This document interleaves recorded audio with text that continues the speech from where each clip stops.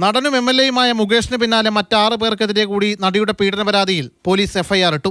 നടന്മാരായ Jayasurya, Idavela Babu, Maniyanpilla Raju, lawyers Congress നേതാവ് advocate VS Chandrasekharan, cinema പിന്നണി പ്രവർത്തകരായ Noble, Vichu എന്നിവർക്കെതിരെയാണ് case.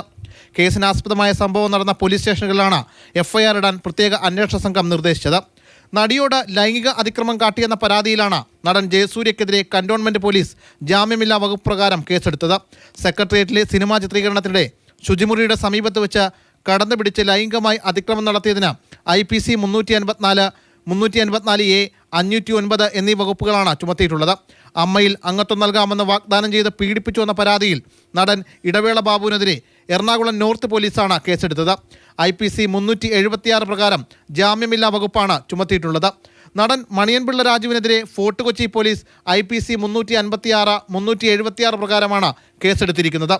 Cinema location കാണിക്കാനെന്ന വ്യാജേനെ നിർമ്മാതാവിന് തന്നെ കാഴ്ചവെക്കാൻ ശ്രമിച്ചുവെന്ന പരാതിയിൽ ലോയേഴ്സ് കോൺഗ്രസ് നേതാവ് VS ചന്ദ്രശേഖരനെതിരെ കൊച്ചി സെൻട്രൽ പോലീസും FIR ചുമത്തി.